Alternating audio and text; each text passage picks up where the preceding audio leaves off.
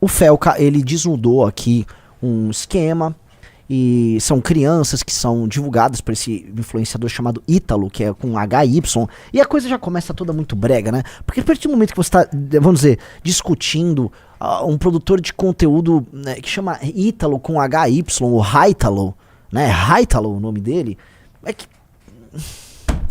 não vai, sabe, Riso? Eu não queria saber da existência do Haitalo, né? Mas ele existe, né? Que no fundo, o Haitalo, né? Esse produtor de conteúdo, vamos falar, é um produtor de conteúdo degenerado, casado, que tem o seu namorado gay, que estranhamente os dois gostam de focar muito em sexualizar crianças, e é isso. Ele ganha dinheiro produzindo um conteúdo mundo cão, um conteúdo fudidocor, um conteúdo da Cleide. Sabe? Ô Cleide, volta aqui, ô Cleide! É o conteúdo Cleide, tá? Com adolescentes, pré-adolescentes, e rodou e produziu e cresceu com isso. E este cara vê e produz essas coisas com uma naturalidade muito grande. Não porque ele é uma aberração, entenda o ponto. Olha só o que eu vou falar. Aberração que é você. O elemento aberrante nessa sociedade maluca aqui é você que tá me assistindo. O elemento exótico, vamos botar aqui, o que é de estranho e exótico não é o Haitalo e a exploração sexual de voluntária, vamos colocar aqui, porque não é que a menina é uma escrava dele e os influencers são escravos dele, não. Aquelas pessoas estão ganhando dinheiro também, é um negócio bom pra eles, tá? E pros pais, que lembre-se que essas crianças supostamente têm pais, né? Porque o normal, meus amigos, o normal é o mundo cão. O mundo cão é a regra. O mundo cão é a regra. O mundo cão define eleição. E o Brasil hoje é mais mundo cão do que você. Então, o Haitalo e a Camilinha e todas aquelas crianças que rebolam e dançam e se esfregam, então fica lá aquele esfrega, né, a genitália ali e tal. Aquilo se tornou a regra para a juventude brasileira, e eu não estou zoando. É que você que está me assistindo aqui, né? A gente vai fazer aqui qual o quadro social do público que nos assiste. É uma classe média tradicional, muita gente classe C. Às vezes tem um cara que é entregador, tá aqui, tem um Uber que tá me assistindo. A gente tem uma clivagem que pega a classe média tradicional, classe C e o público mais jovem. Vocês que nos assistem, só de estarem assistindo uma live de um cara meio translocado, de um movimento político, você já não é um cara que tá lá, né, raspando a genitália com outra pessoa num baile, numa festinha. Você não tá assistindo uma dancinha de TikTok, né? Não tô falando que nós somos a elite de tudo. Não, tô falando assim que você, né, na pirâmide de prioridades, assim, fazer sexo a qualquer custo e ficar se rebolando e sexualizando como maneira de se expressar, como não tá na tua, sabe, não tá ali, não é uma prioridade. Então, você não é essa pessoa. E você talvez não entenda o quão poderoso esse mundo. Lá no podcast que eu falei, eu tava colocando ali. Veja, no podcast lá no Valete Plus. Primeira coisa, quando o Podpah surge, as pessoas se assustaram que o Podpah muito rapidamente ficou maior do que o Flow. E a linguagem do Podpah era uma linguagem pouco funcional. Como é pouco funcional? A linguagem ela não é funcional quando, através, vamos dizer, das palavras, tá? E da construção de frases, de discurso, você expressa muito pouco. Você entrega muito pouco ali. Então é uma linguagem pouco funcional do ponto de vista da comunicação, porque muito pouco é dito, apesar das pessoas estarem falando bastante. Então, tá ligado, cachorro? Você viu que tá ligado? Tô ligado, cachorro. Você viu que tá ligado? O cara mandou a ideia, tá ligado? Aí o parça chegou e falou assim, não, tá ligado, irmão? Aí você vai indo pro caminho errado. Nossa, cachorro, aí não dá. Aí eu tô na picadilha, né, irmão? Então, eles ficam ali, né, vamos dizer, as frases saem, mas pouca coisa é dita. Você precisa fazer uma espécie de uma compressão. Pra você não gastar seu tempo à toa, você tem que comprimir aquelas frases para elas serem bem curtas, para, vamos dizer, terem uma proporcionalidade com a quantidade de conteúdo embutido ali. Lá, naturalmente, aquilo se torna um easy listening, né? Uma coisa fácil de ouvir para que pessoas, na base dessa pirâmide, se sintam parte daquele diálogo. Essas pessoas que assistem o Podpah vão ver aqui a gente falando mais rápido na live e tentando colocar, além da frase em si, o conteúdo em si, ela vai ficar confusa e vai sair fora. O cara que tá lá no Podpah, não. Ele gosta daquele processo em que a conversa é meio vazia de tudo, ok? E o que ele gosta são as brincadeiras e os maneirismos. Ah, tá ligado que achou? Aí não dá, né? Ah, calabreso! Ah, calabreso, ele é calabreso. Não, tá ligado, sei lá, vassouro voador. Ah, vassouro! Então, quando o Podpah surge e estoura, acontece uma coisa que foi muito engraçada, que até o Wagner Moura, aquele ator, teve que ir no Podpah, que foi o seguinte: a esquerda compra, né, o Podpah como seu podcast, e aí você começa a ter que colocar atores globais, né, políticos, pra ir lá se comunicar. E aí tem, né, aquele susto que eles têm, tipo, entendi, pra me comunicar com as camadas mais populares, eu tenho que me comunicar com esses caras aqui desse jeito.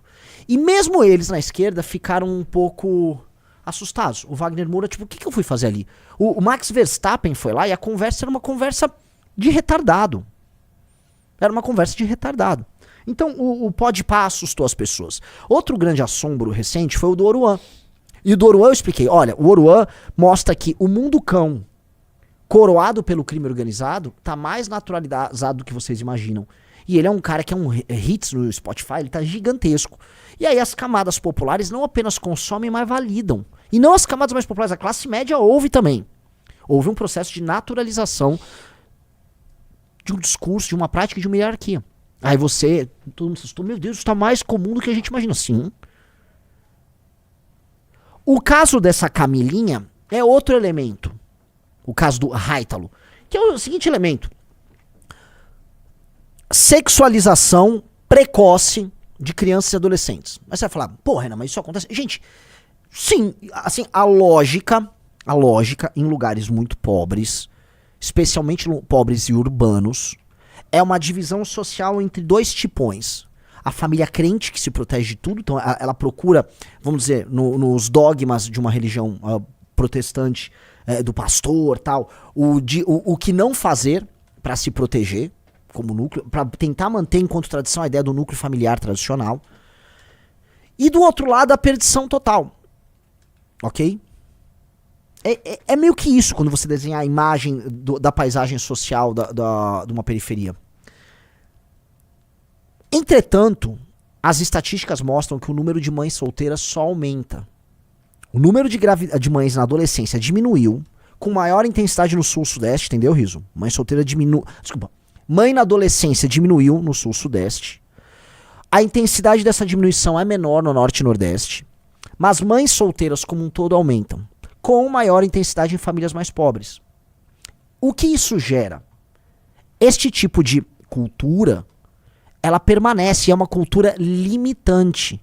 Você fala, por que uma cultura limitante? Não tem nenhum problema em ter uma mãe solo, não sei o quê, uma mãe solteira, não sei o quê. Não. Eu estou falando de estatística. Todo mundo pode levantar aqui exemplos anedóticos que vão contra, vamos dizer, a tendência. Então, posso dar um exemplo da minha irmã. Minha irmã é uma mãe solteira. Minha irmã, ela casou com um cara, não deu certo o casamento, o cara é um bosta. Mora com a minha sobrinha aqui no Brasil, uma excelente mãe, cuida muito bem da minha sobrinha. Minha sobrinha tem a atenção da família toda. Minha sobrinha é uma menina super inteligente. Maravilhoso. Ela, inclusive, teve umas participações na live aqui do Arthur, né? Nesse horário. Maravilhoso. Minha sobrinha não vai ter nenhum problema. Só que minha irmã é um exemplo, vamos dizer, específico. Na média, há uma incidência maior de problemas psicológicos em crianças oriundas de arranjos familiares que não têm pai. E mais, meninos pobres, especialmente na idade, que eles... Vou usar aqui a live do Arthur, atenção. Eles não estão com o córtex pré-frontal completamente desenvolvido, isso é verdade, tá? Eles não têm os freios inibitórios ali. O processo de racionalização deles não está completo. Esses meninos, tá? Nessa faixa de 15 a 24 anos, quando, especialmente em famílias mais pobres, e especialmente com famílias constituídas de mãe sem a figura paterna, a incidência desses meninos no crime é muito maior. E quem são os meninos que vão parar no crime? Em geral, os mais burros, tá? Em geral, há quase uma coisa do incel no crime. O menino meio, perdido e tal. Ele se torna uma mão de obra barata pro crime. Por que esse cara entra pro crime? Porque ele é mão de obra barata.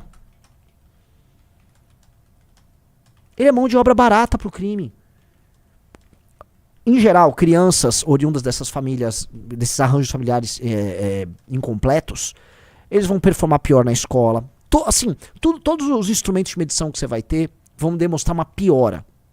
Menos disciplina, maior rebeldia, participação, incidência em crime muito maior dos meninos e tal. As meninas vão ter uma dificuldade em se relacionar com homens também na vida. Todo mundo sabe disso. E é o que nós temos. Eu cheguei a publicar isso no Twitter, tá? É um ciclo, né? É um ciclo que a novinha altamente... Aqui, ó. Isso aqui. Esse ciclo, que esse ciclo vai do Oruan até o Haítalo. O Ítalo com HY. A novinha sexualizada vira mãe solteira que gera um menino problemático que entra pro crime em busca da novinha sexualizada que gera um menino problemático que entra pro crime em busca da novinha sexualizada que gera um menino problemático que... entra por... Entendeu? É um ciclo. É um ciclo. E o que tem, assim, o que fecha esse ciclo? A ausência paterna. A ausência paterna. A ausência paterna. Tá? Veja que sempre surgem as pessoas com o exemplo anedótico, né? Ah, eu achei uma exceção logo. Ó. Está dizendo que todo filho de mãe solteira é criminoso? São 11 milhões de mães solteiras. Não, seu burro, eu não falei isso. São esses argumentos assim meio chongos que me assustam, né? Aproximadamente 5,5 milhões de meninos. Existem 11 mil jovens em privação de liberdade, o que equivale a 0,2% de 5 milhões. Vamos lá, cara. Primeiro que, assim... Quando eu digo que existe uma correlação que cria uma causalidade, não é que todo menino, todo filho de mãe solteira vira um criminoso. Mas quase todo criminoso é filho de mãe solteira. O Riso chegou a botar na tela, no outra live que eu fiz, a estatística da FGV tratando disso. Ela é acachapante. É acachapante. Então, naturalmente, é uma correlação. No caso, há praticamente uma causalidade que é mais forte do que o índice Gini, ou seja, que é a desigualdade e a questão do PIB. Então, o que é o ponto, meu querido amigo Basílio, que estava falando isso? Por mais que você queira fazer esse apelo emocional tal, as estatísticas não estão do teu lado. E você tem que aprender a interpretá-las. Né? Sabe aquela coisa assim? Holandeses em geral são altos. É o cara, ué, você está querendo dizer que todos os holandeses são altos? Existem holandeses que são baixinhos? Sabe, tipo...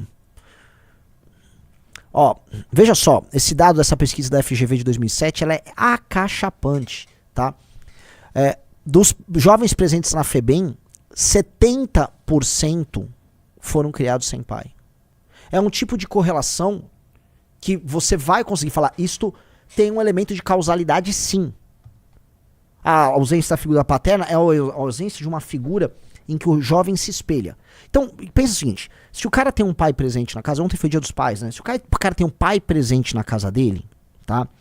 E o pai decidiu, foi uma decisão, não ser um vadio e ter uma ação responsável, não só com relação à mãe, mas com relação aos filhos, ele já tem um homem que é muito superior à média dos homens. Então, ter um pai presente é ele ter perto um homem que tomou uma decisão de compromisso com o núcleo familiar dele. É um sujeito que está comprometendo sua própria liberdade, que está comprometendo outras opções, tá? Em nome de um sacrifício que ele faz. Então, o garoto já tem um espelho. O garoto percebe ao longo da vida que aquela figura traz autoridade, pune, não permite que ele faça determinadas coisas, ao mesmo tempo que faz um sacrifício em nome dessas pessoas. Ou seja, aquele garoto tem um espelho de algo que é muito legal. E ele se sente amparado, ele não se sente sozinho. Isso ajuda muito a formar o caráter daquele garoto. Quando não está presente essa figura paterna, ele não consegue construir isso.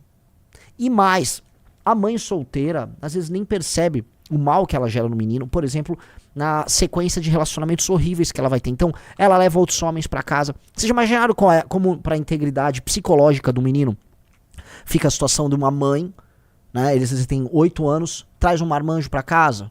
O marmanjo vai, faz sexo com ela. Às vezes nessas, né, habitações precárias, nas periferias, a pessoa ouve a relação sexual, o menino ouve. Como é que é a cabeça do garoto? Como é que fica nisso? Aí é outro homem no outro dia. Aí ela tá sempre à procura de uma relação, de um homem que vai dar certo. É muito difícil pro garoto. A formação, aquilo gera também uma revolta. Então, o arranjo familiar, incompleto é uma das causas fundamentais da violência.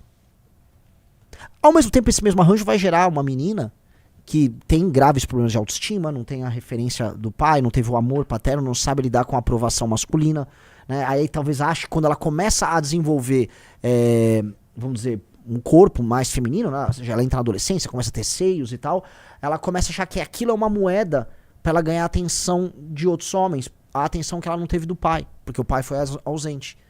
E aí essa menina, né, ela se torna o objeto de desejo daquele menino que já é problemático.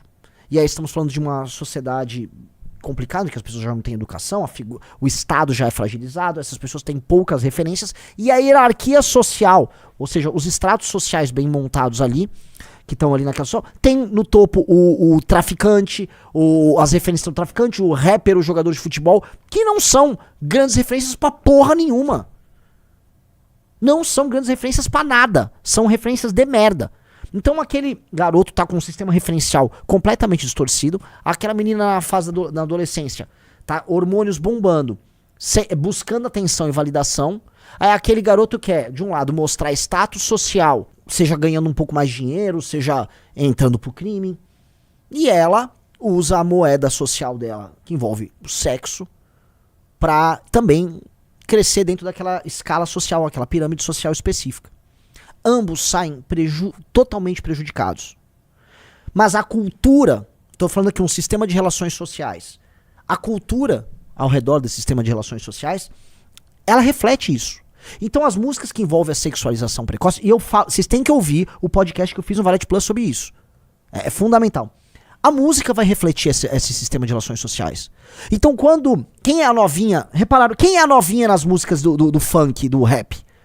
A novinha consiste de uma moça na adolescência que está sempre impressionada ou passível de ser impressionada pelo status adquirido pelo Eulírico, que é sempre um homem. Então o Eulírico é um homem e ele em primeira pessoa conta como ele tem uma arma, como ele tem ouro, como ele tem um carro, como ele tem uma moto, como ele tem dinheiro, como ele é temido. E com base nisso, a novinha impessoal, ela representa milhões de Camilinhas, milhões de novinhas. Essa novinha impessoal, ela se impressiona e ela fica sexualmente atraída por ela. Não apenas ela, mas as novinhas, a coletiva, porque elas vêm em ninhada, né? Elas são um coletivo. Então, essa dimensão, tá? Que vem se repetindo num processo nas periferias das grandes cidades há muito tempo, é uma dimensão social falida, que cria arranjos sociais, assim, perversos, e que precisa ser destruída. Ela precisa ser destruída. E aí, quando a gente fala, vou voltar, porque não sei se o vinheteiro ainda tá aqui, mas maravilhoso que ele tá aqui.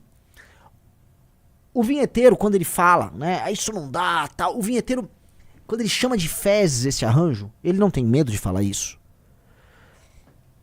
Ele atrai pra si, né, muita gente atacando, falando merda, mas a gente precisa entender como é que você valida a manutenção desse sistema de relações sociais ruins?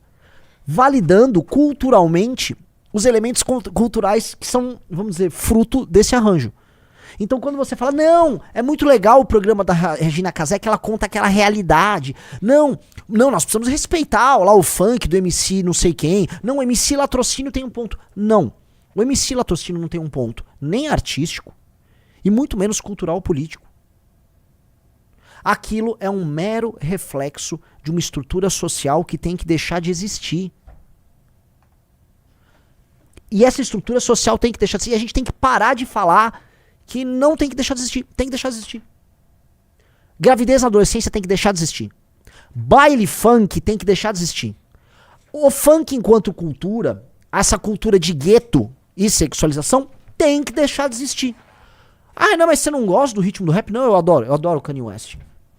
Adoro, eu acho musicalmente bem interessante, mas eu acho que a temática subjacente a essa produção aqui no Brasil está fazendo muito mal para as pessoas. Assim que outra coisa está fazendo muito mal, o cara que embucha e foge, a mina que se sexualiza precocemente, um monte de minhoca na cabeça dessas garotas. Entendam uma coisa, esse tipo de coisa se quer, porque aí você começa a misturar também elementos político-ideológicos, né, alienígenas para esses jovens.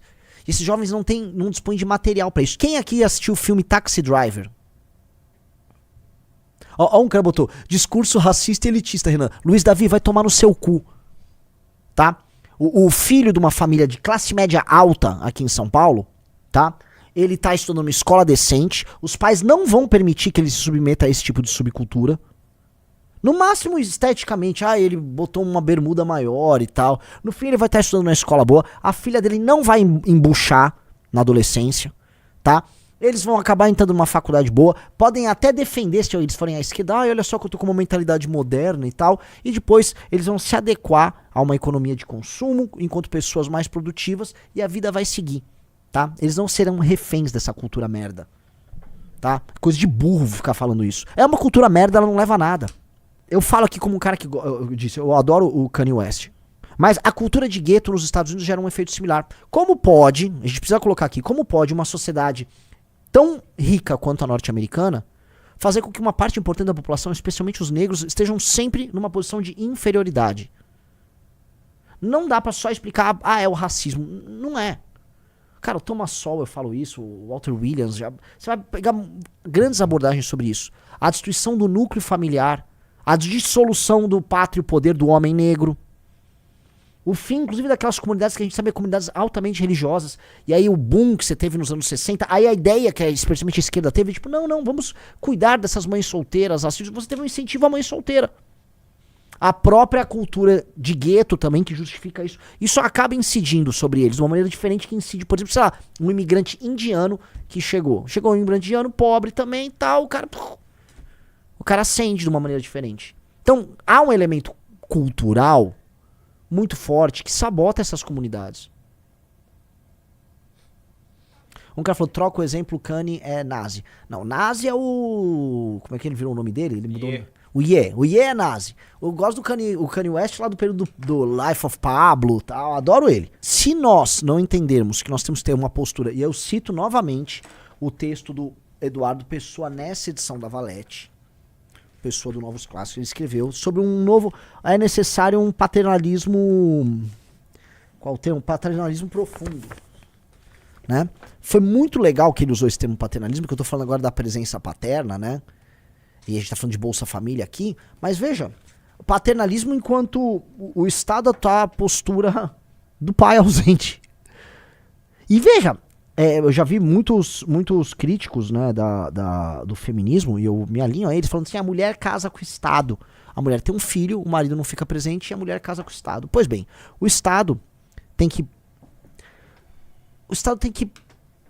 Definitivamente ele não pode premiar esse tipo de arranjo. O Rizzo até tem uma estatística, botou ali, mais uma sobre... Olha isso aqui, ó. A ausência do pai leva a maioria dos jovens presos ao mundo do crime, diz pesquisa. Pesquisa realizada em Dourados está sendo reproduzida em todo o Brasil. Delegado alerta para distanciamento dos pais e filhos durante a pandemia. Tá? É meio óbvio. Ó, a ausência do pai foi determinante para levar 92% da penitenciária estadual de Dourados ao mundo do crime. Isso.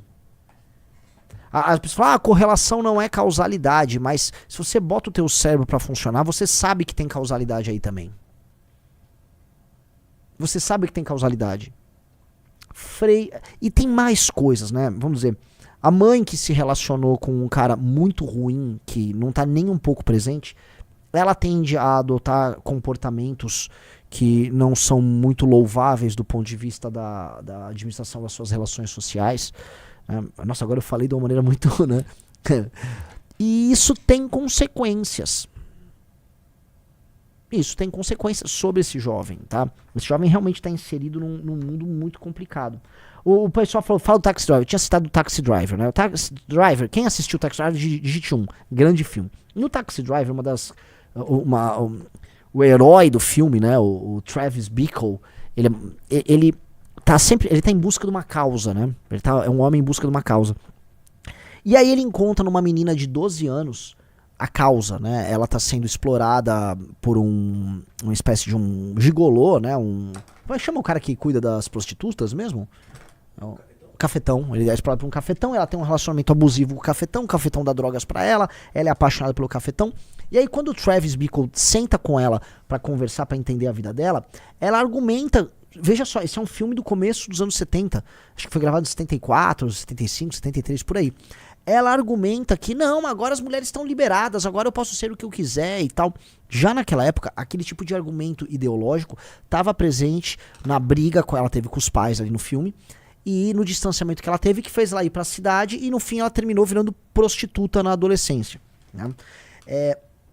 Eu digo isso porque, naturalmente, você tem uma influência ideológica sobre esse processo. Já lá nos Estados Unidos. Só que isso vem pra cá.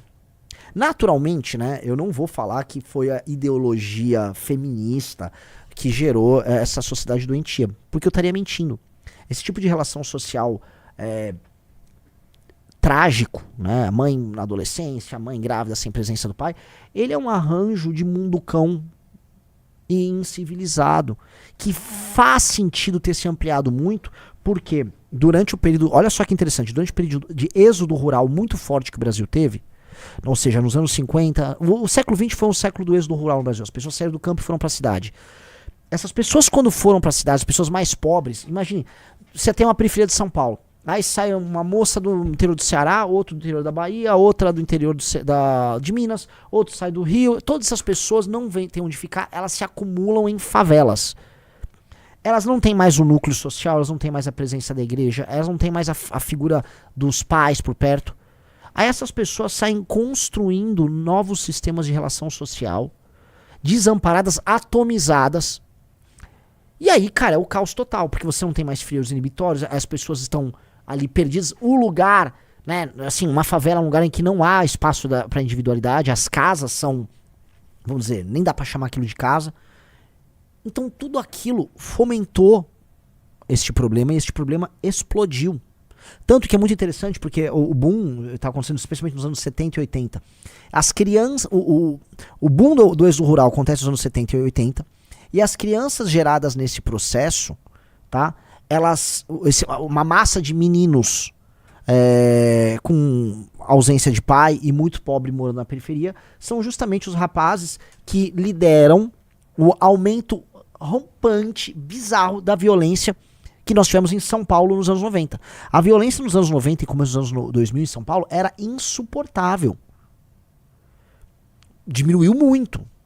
Mas você teve um salto no número de homicídios e crimes violentos bizarro nos anos 90. Bizarro, grotesco. E quem eram? Quem estavam cometendo esses crimes? Os filhos desses arranjos mal feitos de pessoas que migraram do interior para as cidades grandes, atomizadas, perdidas em lugares em que a situação é absolutamente desumana.